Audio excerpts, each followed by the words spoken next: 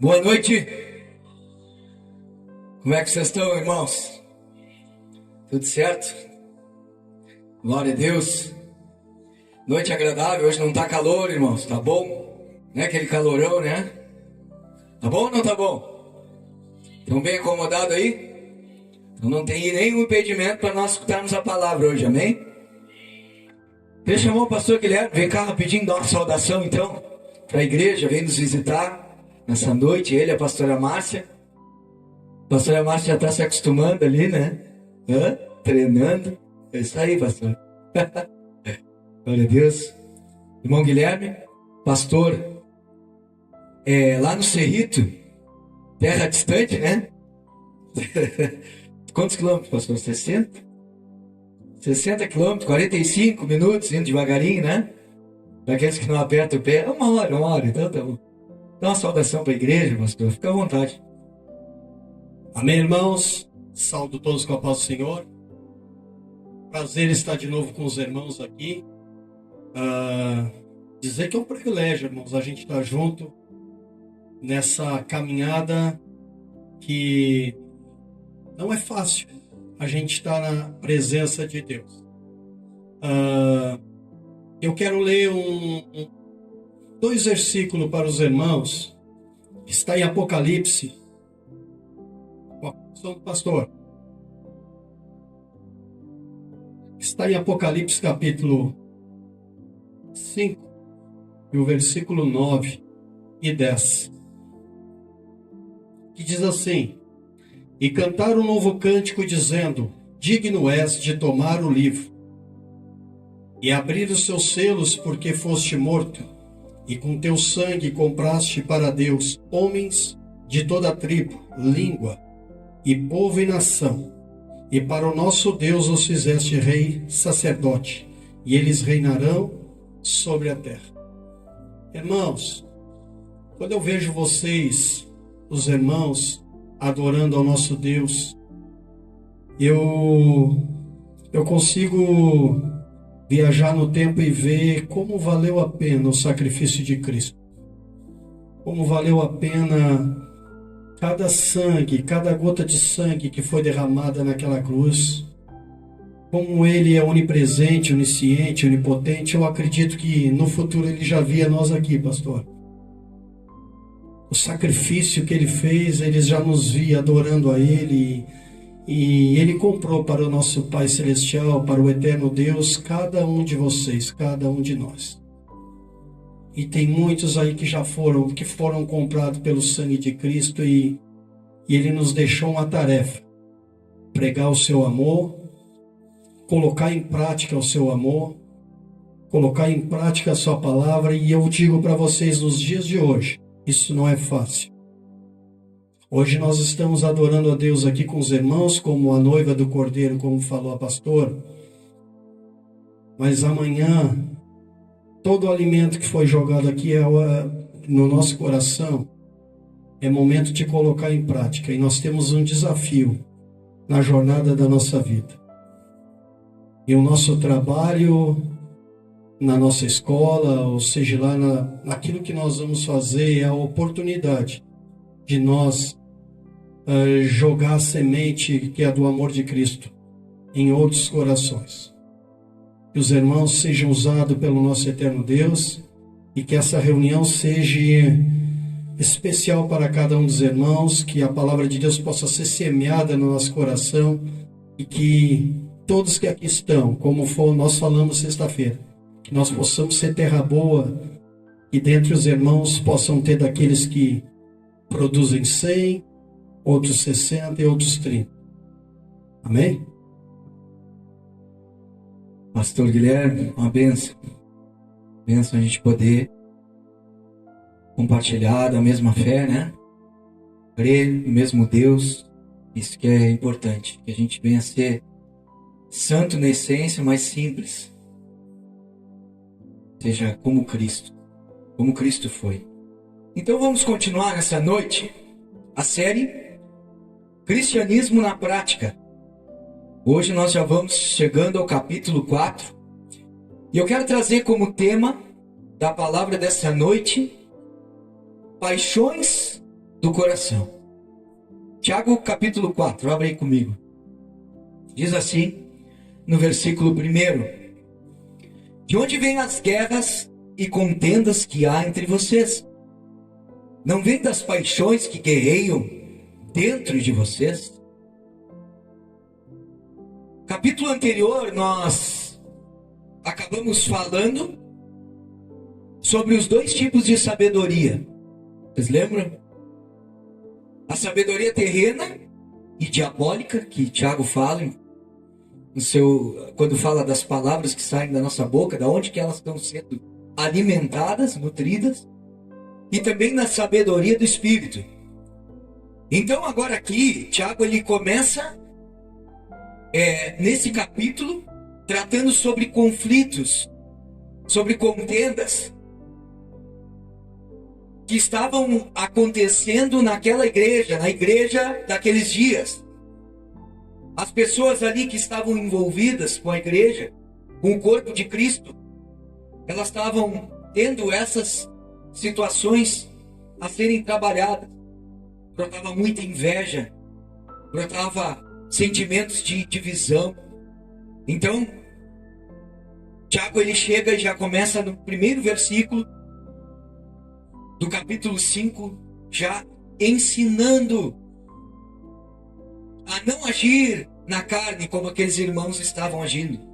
Aquelas pessoas estavam cheias de si mesmas. Aí ele, no primeiro versículo, ele já começa fazendo duas perguntas. Olha aí. Ele diz assim: de onde vêm as guerras e contendas que há entre vocês? É a primeira pergunta. A segunda, ele já pergunta e responde ao mesmo tempo. Aí ele diz: não vem das paixões que guerreiam dentro de vocês? Ou seja, ele faz uma pergunta afirmando o que ele já tinha identificado e o que ele iria trabalhar. Por quê? Porque o coração do homem, ele é nutrido e alimentado por cobiça, por desejos, por concupiscências. Olha o 2 comigo ali. Vocês cobiçam coisas e não as têm. Matam e invejam, mas não conseguem obter o que desejam. Vocês vivem a lutar e a fazer guerras. Não têm porque não pedem. Aqui ele já começa a falar da maneira de relacionamento. Tiago está ensinando que as disputas internas que eles enfrentavam e que nós também enfrentamos, elas vêm do desejo próprio de cada uma pessoa que está aqui, de cada um de nós. Estava acontecendo e acontece hoje. Porque cada um está olhando nesse momento aqui, nesse contexto, e hoje nos nossos dias, cada um de nós acaba olhando e se preocupando com si mesmo, com coisas para a sua própria vida, ou seja, na sua própria cobiça, no seu próprio desejo, do que para o seu próximo, do que para aquele que está necessitando, olhando mais para os seus próprios problemas, suas próprias dificuldades. E o que isso acontece? Quando uma pessoa tem um olhar em si, ela desenvolve cada vez mais uma cobiça. Ela gera mais cobiça. Ela gera inveja, porque ela olha, contempla os outros, percebe o que tem e quer ter. Se ele tem, eu também posso ter. Se ele conquistou, também posso conquistar. Então isso era o que estava acontecendo, e esse era o problema que estava acontecendo entre eles. Agora, olha o final do versículo 2, que ele diz assim: não tem, por que não? Tem alguém aqui? Porque não pedem. Ou seja, aqui o Tiago já estava tratando e dizendo que, cara, vocês já nem têm relacionamento de oração, porque vocês não pedem. nem pedindo errado, nem que seja errado, não está pedindo. Está entendendo? Eles não oravam nem para pedir por seus próprios desejos, irmão. Isso é algo similar, semelhante dos nossos dias. Muitos de nós não oram a Deus nem por aquilo que desejam, por aquilo que cobiçam.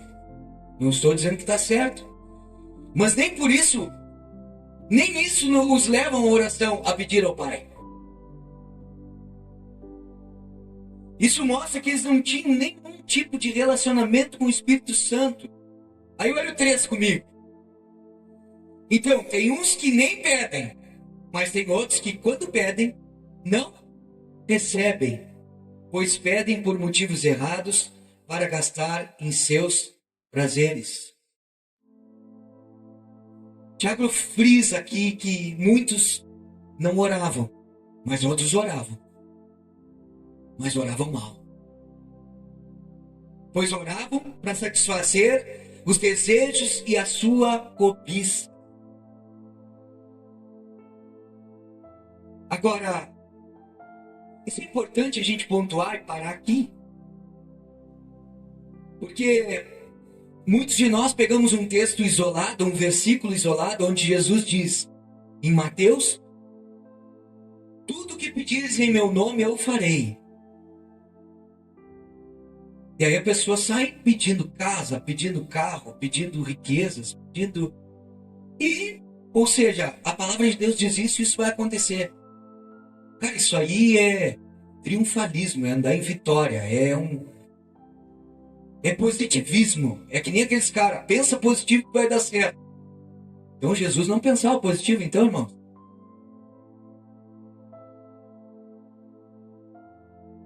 Essa semana eu conversava com uma pessoa e eu falava a respeito disso.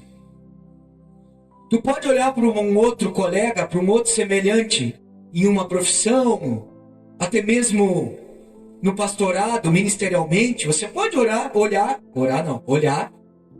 e se espelhar e dizer assim, poxa, eu queria chegar aonde ele chegou, mas eu querer chegar não quer dizer que eu vou chegar.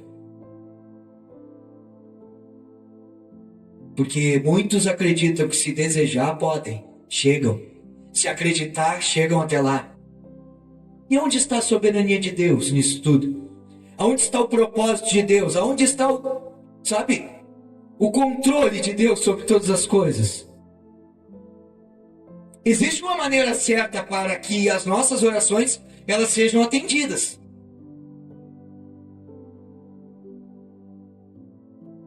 Aí você vai pensar assim, tá, então pastor, eu preciso falar essa palavra. Essa é a palavra que abre. Como tem muitos que dizem, parece um mantra, né? Aquilo que Jesus falava, não sejam repetitivos nas vossas palavras. Sabe o que ele estava dizendo? Quando ele ensina a oração do Pai Nosso, ele estava dizendo, ou seja, não usem palavras repetidas achando que isso aí são chaves. Para abrir um portal, para abrir uma porta de trabalho, para acontecer que o mundo espiritual se mova. Tem muitos que pensam assim. Assim como o nome de Jesus virou que nem o abracadabra. O cara vai lá, faz qualquer coisa e diz em nome de Jesus para selar. Ou seja, eu falei o nome de Jesus, vai acontecer. Não é assim. Não é uma palavra mágica. Então não é uma forma de falar, não é uma forma de orar. Se eu orar desse jeito, se eu copiar o pastor, se eu copiar o irmãozinho que ora, tri bem, a irmã que ora, se eu fizer a oração igual a dele, a minha vida muda. Não é assim. Precisamos orar segundo a vontade de Deus. E aí usam aqueles termos que tu para ler e diz assim, meu Deus. Eu não é? Quem é que já viu? Quem é que já participou de alguma coisa onde tem advogados e juízes? O troço é tão simples de simplificar. Não, mas eles deixam difícil para o cara não entender mesmo. Né? Não é verdade? Só que com Jesus é diferente. A linguagem dele, ele é simples. A linguagem do juiz dos juízes, do Senhor dos senhores, ela é simples. Qualquer um entende. Desde o menos favorecido até o mais. Desde o menos inteligente até o mais inteligente.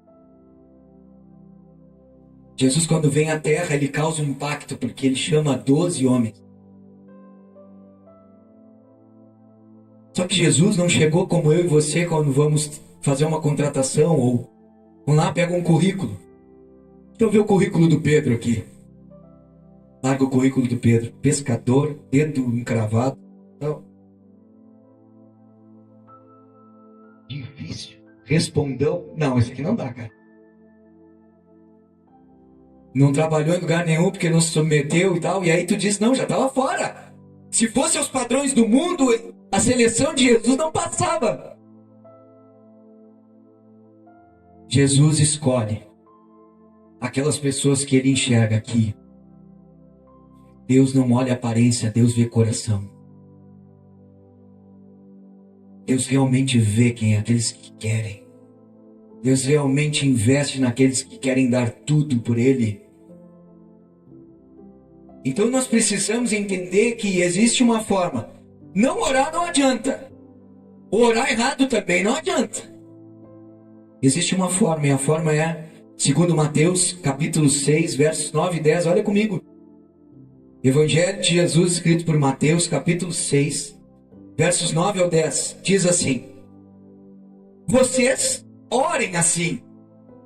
Ou seja, já está dizendo, tem que orar, viu? Está dizendo, orem assim. Estava dizendo para os discípulos, vocês vão orar, né? Ou seja, já deixo algo que cristão ora. Deixa eu te falar, sabia que cristão ora?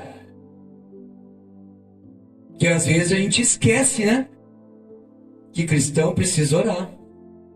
Aí diz, vocês orem assim: Pai nosso que estais nos céus, santificado seja o teu nome. E agora, venha o teu reino, seja feita a tua vontade, assim na terra como ela é feita nos céus.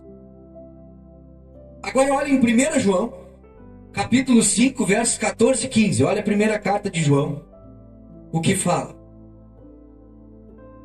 1 João 5, 14 e 15 diz assim: esta é a confiança que temos ao nos aproximarmos de Deus, se pedirmos alguma coisa de acordo com a sua vontade. Ele nos ouve. E se sabemos que Ele nos ouve, em tudo o que pedimos, sabemos que temos o que dele pedimos. Então, se eu orar a vontade de Deus, vai se cumprir. Vai acontecer. O que estava acontecendo aqui? Aqueles que oravam pela sua própria cobiça, pensando somente em si. Agora eu te pergunto, como que você lida com as orações? Como que eu lido? Quando você vai para o teu tempo a sós com Deus, por quantos você ora? Por quantas pessoas você coloca nesse momento? Quantos minutos você ora por você, pelas suas coisas, pelo seu dia a dia, pela sua família, tudo que é teu, tudo que beneficia você? Quanto tempo você ora por isso e quanto tempo você ora pelos outros? Talvez a gente esteja que nem eles, orando mal, pedindo: Senhor, te lembra de mim nisso, faz isso aqui, toca no meu filho, cura minha filha, faz com que abra aquela porta, eu preciso prosperar, eu preciso ter outra coisa. A gente esquece que a palavra de Deus diz em Mateus 6,33: buscai o reino de Deus e sua justiça, e todas as coisas vos serão acrescentadas. Em primeiro lugar, o reino de Deus e a sua justiça. Olha o que o próprio Cristo, o próprio Jesus fala em Mateus 26,39. Ele diz assim: indo um pouco mais adiante, prostrou-se com o rosto em terra e orou: meu Pai, se for possível, afasta de mim este cálice. Contudo, não seja como eu quero, mas sim como tu queres. Jesus entendia que importava mais cumprir a vontade do Pai do que ser atendido em seus próprios desejos. Você consegue conceber isso? Você consegue entender isso nessa noite? Essa deve ser a nossa intenção em nossos corações, irmãos. Atender à vontade de Deus. Aí agora, nós pensamos assim, nesse momento, e diz assim, uma pergunta para vocês. Deus responde todas as orações? O que você acha? Sim. Deus responde. Pois até mesmo aquela que não acontece o que pedimos, foi respondida. A que oramos e acontece, é sim. A que oramos e não acontece, é não. Ah, mas eu estou orando, Deus não responde. Tu está orando algo que é vontade de Deus? Tu já entendeu isso? Porque se não for vontade de Deus, já é não. Já é não. Aí ele segue, versículo 4, ele diz, adúlteros. O que é adúlteros? Alguém que trai. Alguém que sai de um relacionamento sério e vai ter um outro relacionamento junto.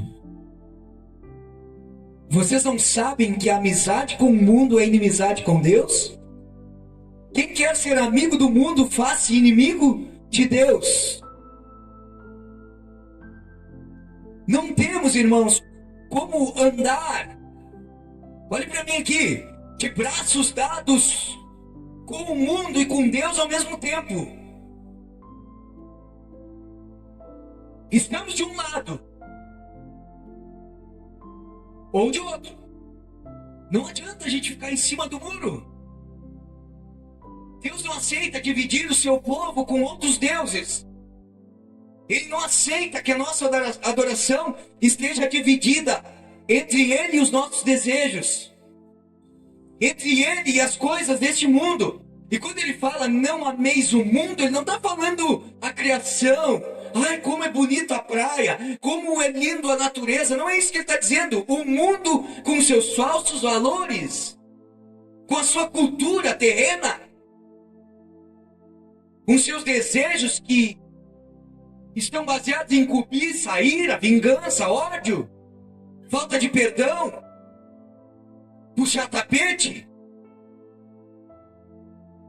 Não há como compactuar. A palavra de Deus, ela é reta, é caminho estreito, é vida de renúncia, é vida de abandono. Olha o que diz em 1 João, capítulo 2, 15 ao 17. 1 João, capítulo 2, versos 15 e 17, diz assim: não amem o mundo, nem o que nele há. Se alguém amar o mundo, o amor do Pai não está nele. Isso é muito sério, irmãos. Pois tudo que há no mundo, aí olha agora o tripé. Olha o tripé da nossa carne que Satanás alimenta. A cobiça da carne, ou seja, desejo da carne, concupiscência, também tem algumas versões. É a mesma coisa, é desejo. Desejo da carne, desejo dos olhos e a ostentação, a soberba da vida, a soberba dos bens. Não provém do Pai, mas do mundo. Quem te ensina a competir não é a palavra de Deus, não é a cultura do céu. Quem te ensina a desejar o que não é teu, não é a cultura do céu, é a cultura da terra, a cultura humana. Os desejos dessa carne. Aí ele diz no 17, o mundo e sua cobiça passam, mas aquele que faz a vontade de Deus permanece para sempre. Não existe amizade com o mundo e com Deus ao mesmo tempo. Deus deseja exclusividade nas nossas vidas. Somos o povo dele, somos nação de propriedade exclusiva de Deus, somos sacerdócio real. Cara, isso tem que arder, tem que ter entendimento em nós, irmão. A gente tem que compreender essas verdades e assim Deus, Ele não quer que eu saia das suas mãos, Deus não quer que eu tenha outro acesso a não ter a sua presença. outra alimentação a não ser da sua presença, do seu poder. Agora está aqui alguém dizendo que não faz também, erra, peca, deixa de desejar, se alimenta dos seus desejos. Mas tem que se voltar, tem que reconhecer, tem que dizer: Deus, eu sei que eu estou errado, me ajuda, me transforma, me muda, me molda. Essa é a nossa identidade, irmãos, de sermos o que? Exclusivos de Deus, sermos propriedade dele, irmãos. A nossa identidade de sermos filhos dele. Quando entendemos que somos de Deus e que ele não aceita nos dividir com mais ninguém, e entendemos o nosso papel e que devemos fazer e o que devemos fazer e como devemos nos comportar. Entender que Deus não aceita que tenhamos amizade com o mundo é uma chave, aí sim, de transformação das nossas vidas. Mas você pode dizer nessa noite assim: mas eu não amo o mundo. Diga quanto tempo você gasta com aquilo que é para ti. Com aquilo que é para ti, para tua família, para você somente. Com os teus prazeres, com o teu lazer. Quanto tempo eu e você gastamos? Estamos cansados para vir para a igreja, estamos cansados para orar, estamos cansados para ler a palavra. Agora, muitas vezes alguém inventa alguma coisa que nutre os nossos desejos e vontade, a gente passa o cansaço. Recebe um renovo. Porque alimenta, nutre e a nossa carne pede. Olha o 5, o que diz? Vocês acham que é sem razão que a Escritura diz que o Espírito que Ele fez habitar em nós tem fortes ciúmes? Aqui vamos precisar explicar, irmãos. Esses ciúmes que a palavra está dizendo, ele é diferente da nossa forma de termos ciúmes da esposa, dos filhos, dos nossos relacionamentos. Ela é diferente. Essa palavra ela vem do original grego pitonos, que significa de fato que é ciúmes, mas não é só isso. Ciúmes, mas também pode significar selo ou desejo ardente. Agora, note debaixo do contexto que está inserida essa palavra. Aí ela vai ficar mais coerente. Porque no versículo anterior, Tiago está nos alertando que a amizade com o mundo é inimizade com Deus. Agora note assim, substitui ali. No 5, ou vocês acham que é sem razão que a Escritura diz que o Espírito que Ele fez habitar em nós tem fortes desejos ardentes? Por quem? Pela nossa vida, por nós. Por relacionamento conosco, por atenção. Aí olha aqui o que fala. Então a forma certa de entendermos seria: Deus tem zelo, Deus tem um desejo ardente por nós. Tiago ainda ele fala que as Escrituras dizem isso. Agora tu procura durante toda ela e tu não vê dessa forma falando. Agora, há uns estudos e os estudiosos chegaram ao entendimento que ele está se referindo a Êxodo capítulo 20, verso 5. Olha comigo ali. Que é a mesma palavra agora. Êxodo capítulo 20, verso 5. Olha o que fala. Diz assim: não te prostrarás diante deles, nem lhes prestarás culto, porque eu, o Senhor teu Deus, sou Deus zeloso, que castiga os filhos pelos pecados dos seus pais, até a terceira e a quarta geração daqueles que me desprezam. Sou Deus zeloso. Essa palavra no hebraico, ela tem o mesmo significado de ciúmes. Então ela encaixa nesse mesmo entendimento. Então o que Deus está dizendo? Cara, eu não divido a minha glória com ninguém. Um Deus zeloso, Ele quer que você seja exclusivamente dele. Hoje está até na moda, né, irmãos? Hoje está até estranho as coisas, né? Por quê? Por causa dos desejos carnais. De onde vêm as guerras e contendas dentro de vocês? As pessoas estão cheias dos seus desejos dominadores, que são o quê? Malignos. E buscam esse tipo de coisa. Mas eu estou falando para alguém que realmente está em sã consciência em uma vida no Espírito. Que não se deixa dominar pelos seus desejos.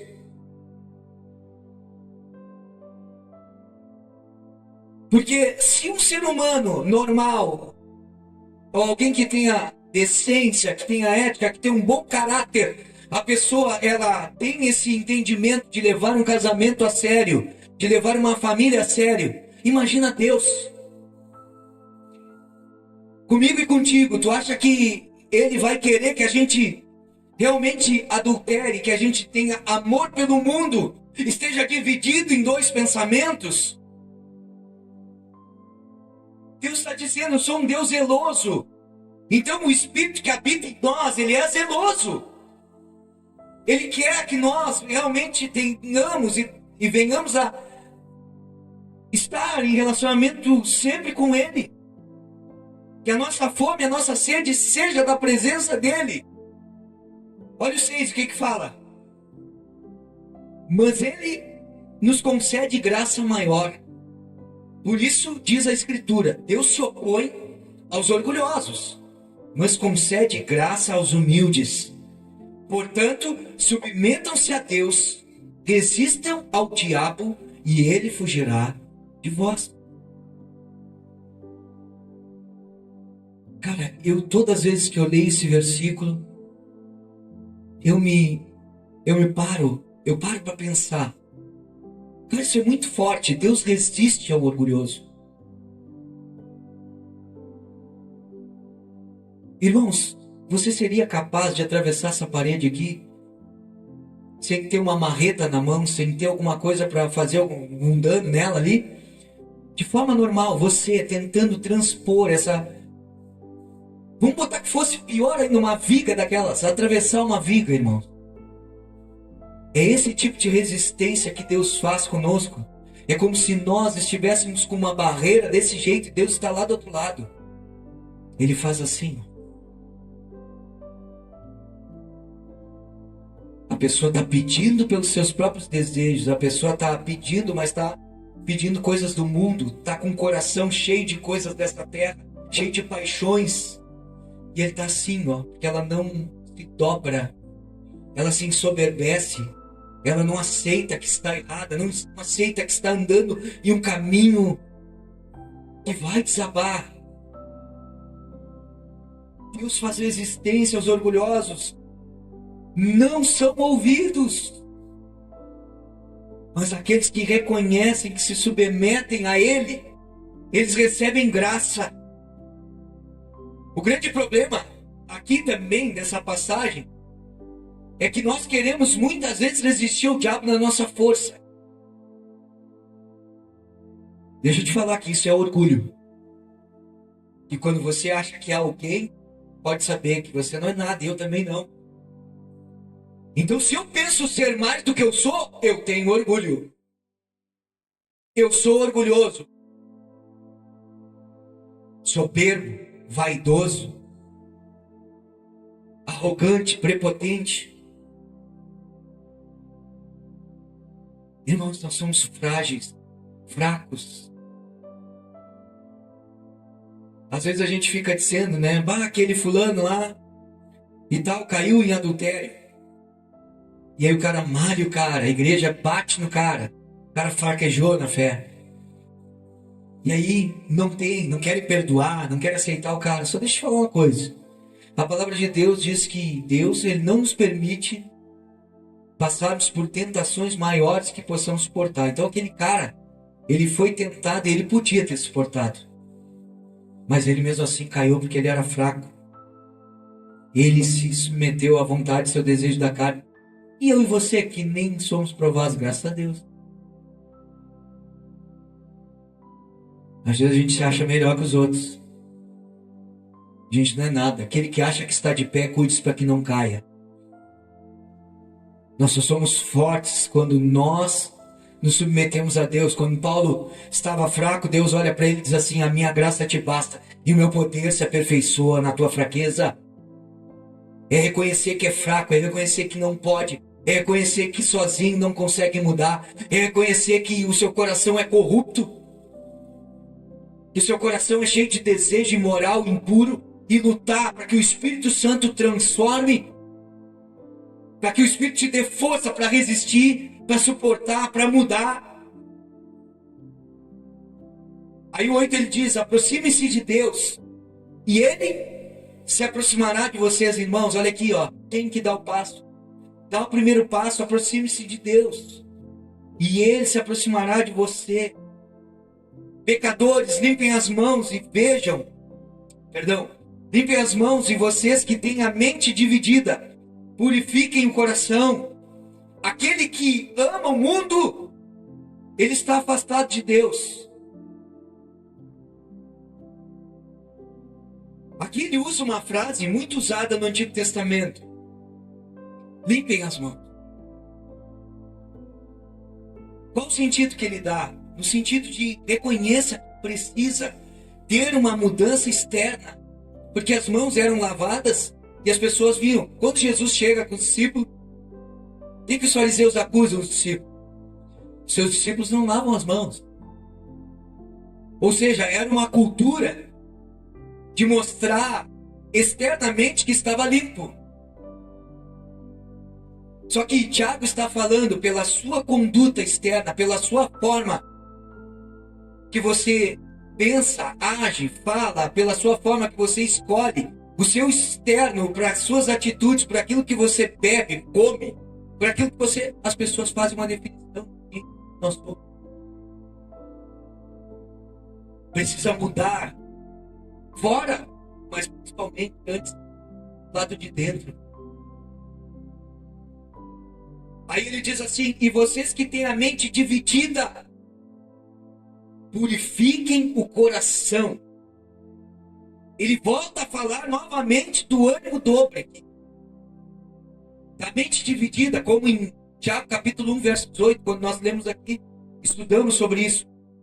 A necessidade é de uma mudança interna, uma purificação de coração, que mudam de dentro para fora, trazendo uma decisão genuína. O que é uma pessoa de ânimo dobre? É uma pessoa que quer Deus, mas quer o mundo. Horas grudou na igreja e está vindo todo o tempo. E vem culto, e vem oração, e vem e ora em casa, e lê a palavra. Passou um tempo, a mesma intensidade que ela teve nas coisas de Deus, ela está tendo agora na carne. Ânimo dobre, horas que é Deus, horas que é mundo. Aquele que ama o mundo é inimigo de Deus. Aquele que está amando os prazeres da sua carne, ele é inimigo de Deus, irmão. Isso tem que falar conosco. Isso tem que chocar a gente. A gente tem que parar e analisar a nossa vida. Olha o 9 que diz: entristeçam-se. Agora ele diz o que tem que fazer. Qual a posição, qual a postura que devia ser tomada por esses homens e mulheres que estavam lá, que ele estava falando. Para a igreja daquele tempo e para a igreja dos nossos dias, daqui, de todos os lugares. Ou seja, abandonarmos aquilo que nos atrai de uma forma que com tristeza, entristecendo-se. Veio o 9 comigo: entristeçam-se, lamentem e chorem. Troquem o riso por lamento e alegria por tristeza. Aqui ele expressa o que é o verdadeiro arrependimento, pastor. O verdadeiro arrependimento é composto de tristeza, de lamentos, de choro. Só que muitas vezes a nossa postura está oposta ao que deveria ser. Ficamos tristes quando vemos o quão distante estamos dele. Eu te pergunto, essa é a pergunta que faço para mim. Será que eu e você nos entristecemos quando estamos realmente assim, percebendo que a nossa comunhão está fria? que o nosso relacionamento muitas vezes não está como deveria. Irmãos, eu não estou falando de orar todos os dias e ler a palavra, de fazer o teu devocional diário e palavra. Isso aí todo cristão tem que fazer. Mas o algo mais, porque muitas vezes a gente está fazendo isso e está frio. A gente está fazendo isso e ainda está longe. Porque faz no automático. Faz na obrigada. Faz porque quer mostrar para o outro. Que quer se perguntar, eu li, eu ouvi, eu assisti. Mas não está ali percebendo, não está ali se alimentando, não está ali realmente desejando.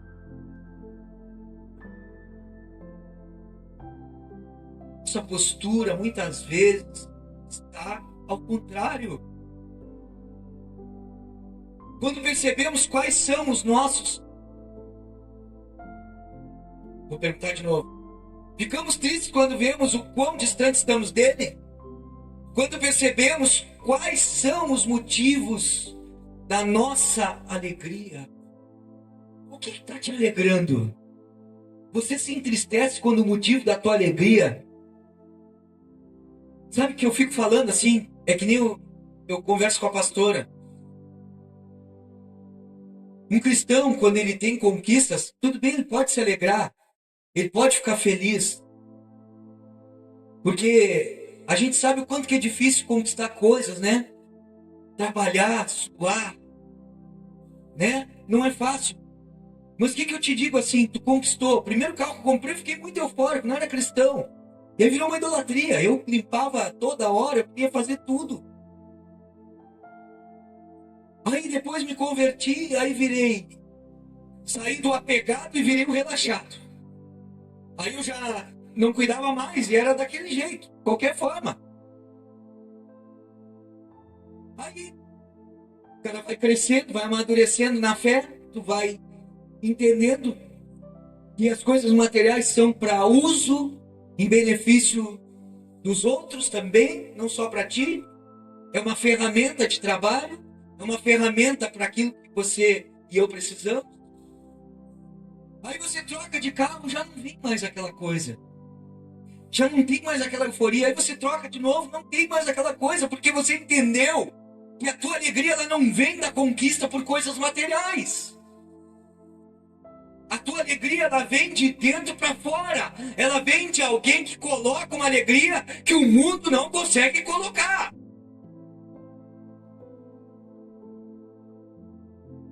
A paz que o Senhor nos dá, o mundo não pode tirar. E o mundo aí entra tudo, todas essas coisas aradas que tem, todas essas coisas que realmente são malignas, muitas vezes com coisas inventadas, e uma cultura caída, não pode tirar a nossa paz. A palavra de Deus diz isso, para aqueles que estão realmente firmes. Aí eu e você, será que a gente para pensar nesse momento? Analise. Quando você adquiriu uma coisa material, você teve a mesma felicidade quando muitas vezes o Espírito de Deus fala contigo? Quando ele te exorta, quando ele usa alguém para dizer assim, cara, te alinha nessa noite? Ou você se alegra muito mais com aquilo que você está vendo? Às vezes a nossa fé ainda está distorcida, irmãos. Nos alegramos no resultado. Nos alegramos nas bênçãos, não no abençoador. A nossa alegria tem que estar no abençoador e não nas bênçãos. As bênçãos são resultado de uma vida com o abençoador. Está entendendo quem é o abençoador? É Deus, é o Senhor, é o Espírito Santo, é Jesus. Prefiro o abençoador. Quando realmente há arrependimento, aquelas coisas que nos causavam riso, agora nos levam ao pranto. E aquelas que nos levavam à alegria, agora nos deixam tristes.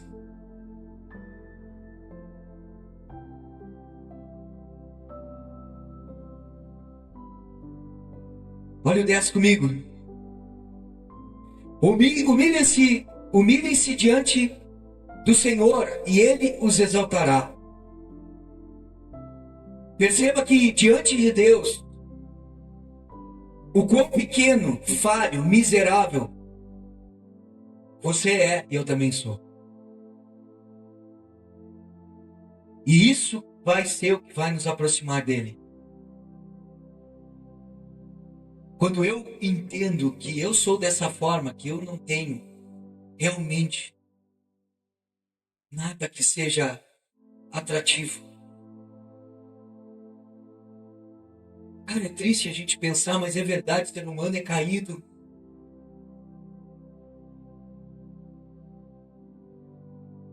Quantos pais aqui, quantas mães, quantos filhos, quantos de nós, a pessoa que a gente mais ama, a gente ainda faz mal para ela. Sim ou não, irmãos? Por quê? Por causa dessa natureza. Então nós somos ruins, nós somos miseráveis, carecemos de uma transformação, carecemos de um alimento espiritual, de uma forma de vida que Deus ele vai fazer com que o nosso espírito seja fortalecido e aí sim vença a nossa carne, vença o nosso homem carnal. O 11 diz assim: irmãos, não falem mal uns dos outros. Quem fala contra o seu irmão ou julga o seu irmão, ele fala contra a lei e a julga. Quando você julga a lei, não a está cumprindo, mas está se colocando como juiz. O 12. Há apenas um legislador e juiz, aquele que pode salvar e destruir. Mas quem é você para julgar o seu próximo? Havia aqui muita maledicência, muito disse que me disse, muita fofoca, muita coisa rolando, uns falando mal dos outros, se colocando na posição de juiz. Aí Tiago aqui ele está escrevendo contra isso, mostrando que não é esse o nosso papel. Que esse é papel de Deus, de juiz, de julgar. Com essa atitude, eles estavam se colocando contra a lei, sendo juízes contra a palavra. O mesmo acontece nos nossos dias. Não devemos falar mal uns dos outros. Não temos o papel de juízes.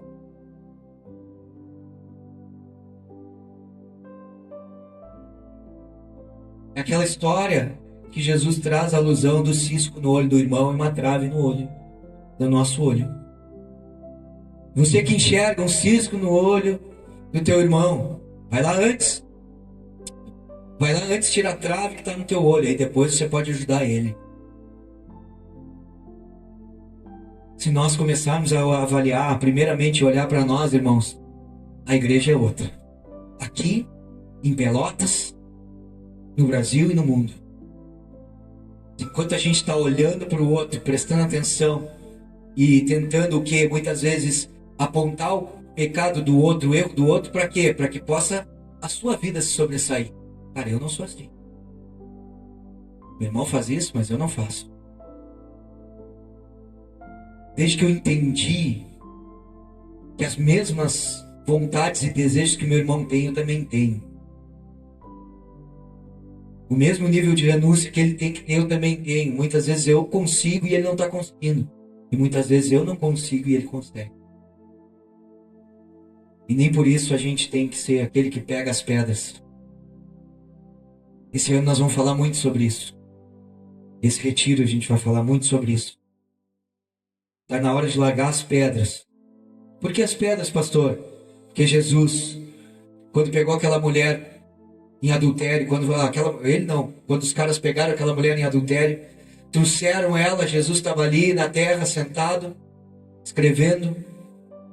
E aí chegaram os fariseus, religiosos, o povo todo, trouxeram aquela mulher lá que tinha sido pega no flagra. E aí trouxeram para ele e disseram: Jesus, essa mulher aqui foi pega em adultério. Ela, pela lei de Moisés, ela tem que ser apedrejada. Jesus olha, levanta a cabeça e diz: aquele que não tem pecado, atire a primeira pedra. Todo mundo começou a largar suas pedras. E aquela mulher ficou somente ela e Jesus. Jesus olhou para ela e disse: agora vai e não peques mais. Estendeu primeiro os braços. Mas estender os braços não é compactuar com o pecado, não é compactuar com o erro. Ele diz: agora que tu foi perdoada, abandona essa vida, não peca mais nisso. Sai disso. O nosso papel como igreja não é expulsar. Nosso papel como igreja é acolher, chamar para perto e deixar que o Espírito de Deus trabalhe, transforme.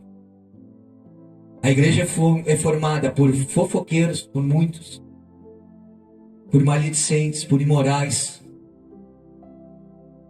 assassinos, corruptos, tantos outros que vêm para a igreja desse jeito, mas não devem permanecer como estão. A igreja é um lugar usado por Deus para ser um agente de transformação para as nossas vidas. Olha o que diz o 13. Ouçam agora, vocês que dizem: hoje ou amanhã iremos para esta ou aquela cidade. Passaremos um ano ali, faremos negócios e ganharemos dinheiro. Vocês nem sabem o que lhes acontecerá amanhã. Que é a sua vida? Vocês são como a neblina que aparece por um pouco de tempo e depois se dissipa. Ao invés disso, deveriam dizer: se o Senhor quiser, viveremos e faremos isto ou aquilo. Desde o dia que eu li essa passagem, eu mudei a minha forma muitas vezes de falar, eu me corrijo. Quando muitas vezes a gente chega e diz: ah, tu vai fazer tal coisa, vou ir, eu vou estar lá. E eu comecei a tentar corrigir, porque se Deus permitir, eu estarei lá. Se Deus quiser, eu estarei lá.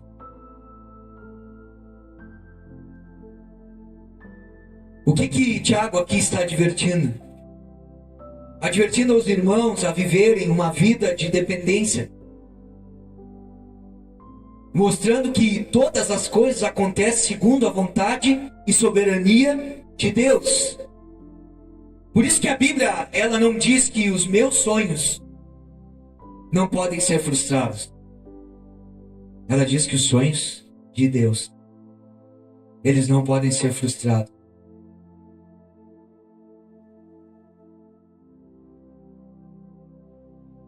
Agora, então, pastor, está dizendo que eu não posso fazer planos, eu não posso fazer projetos, estabelecer metas. Isso tudo tu pode fazer. Mas concretizá-las, dizer que vão acontecer,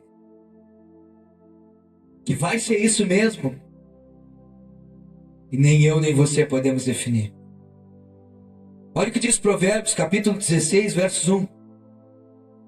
Diz assim: ao homem pertencem os planos do coração, aquilo que a gente planeja. Mente e coração são ligadas, irmão, no sentido de pensamentos, de intenções. Então aquilo que eu planejo, ao homem pertencem os planos do coração, mas do Senhor vem a resposta da língua. Ou seja, através da palavra do Senhor. Ele que realmente diz se vai ser ou não.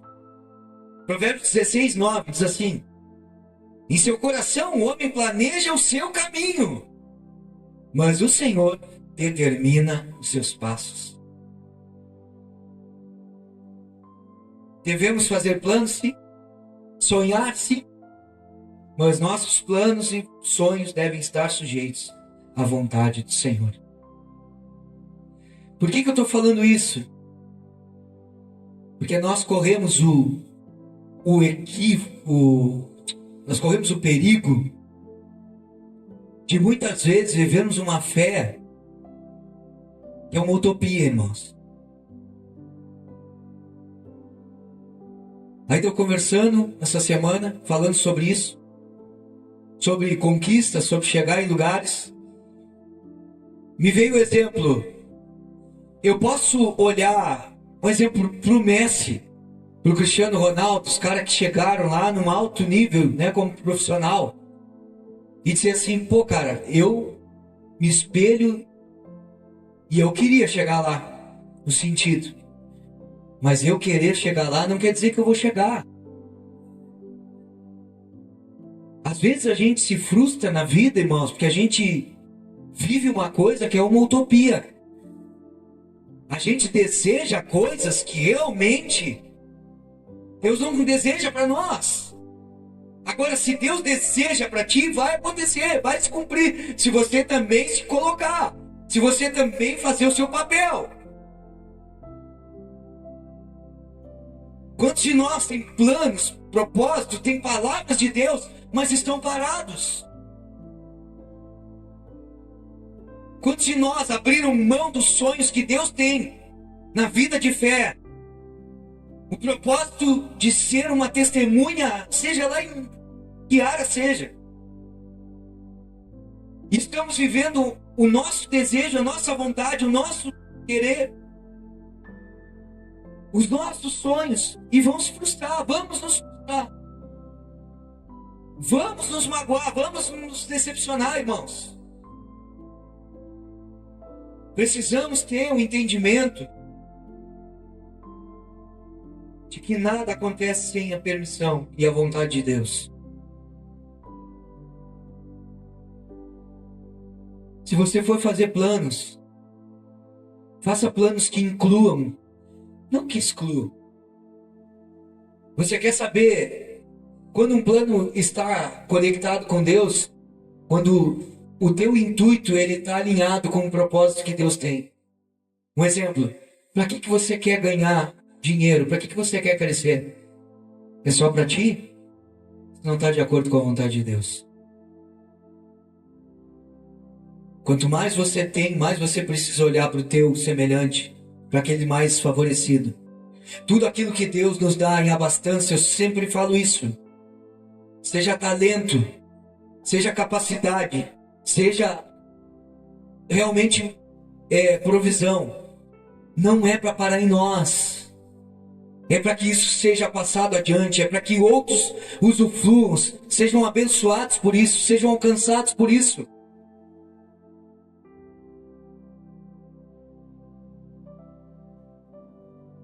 Olha comigo, versículo 16.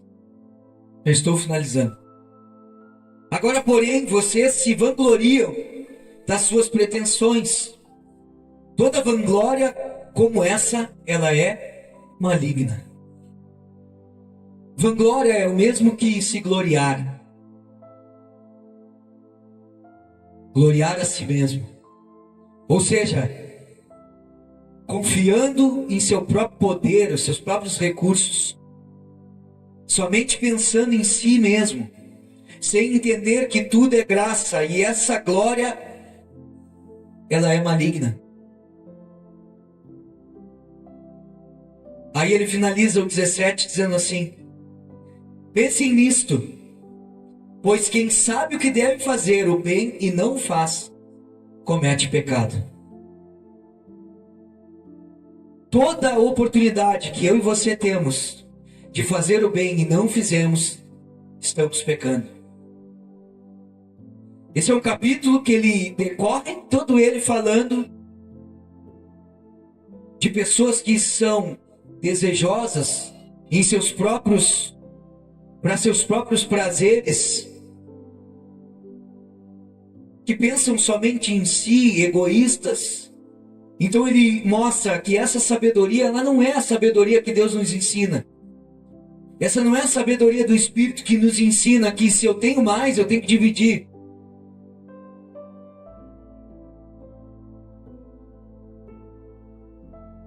Até no momento da ceia, irmãos, existe o maior aprendizado, o maior ensino que Jesus quis nos deixar, porque é na partilha. A gente parte o pão. Em coisas simples a gente precisa partilhar. A gente precisa entender que a vida de igreja, a vida de comunidade, ela é tudo, é termos as coisas em comum. Quando orar por nós, orar pela vida do irmão, pela família. Quantos aqui oram pelo ministério? Quantos aqui oram pelos líderes, pelos irmãos? Quantos aqui gastam um tempinho? Às vezes a gente diz assim, mas eu ora por mim. A gente gosta de receber oração, é muito bom. E glória a Deus, continue orando. Mas a gente precisa também aprender a ser generoso até com isso. É uma forma de nós começarmos a termos generosidade, é com as nossas orações. Sabe aquele irmão que sabe que o salário dele é escasso? Quando você for fazer um rancho para tua casa, compre uns quilos a mais. Sabe aquele lanche que tu gosta de comer e tu sabe que o teu irmão ele não tem condição de comer? Um dia faz algo e convida ele para ir junto. Sabe aquele presente que tu gostaria, que tu gosta de receber? Mude. Comece a presentear. Quem sabe o que deve fazer e não faz, o bem que deve fazer e não faz, comete pecado. E aqui eu vejo quantas vezes eu cometi pecado. Quantas vezes eu pude fazer o bem e não fiz. E eu espero que nessa noite a gente tenha um choque, irmão. E que a gente possa mudar os nossos valores, pensamentos. Quantas vezes você já esvaziou o teu roupeiro esse ano? O ano passado? Quantos sapatos você usa? Por que ter tantos? Quantas blusas você usa? As mesmas sempre? A gente acaba usando, né? Pode até ter mais, mas a gente usa as mesmas.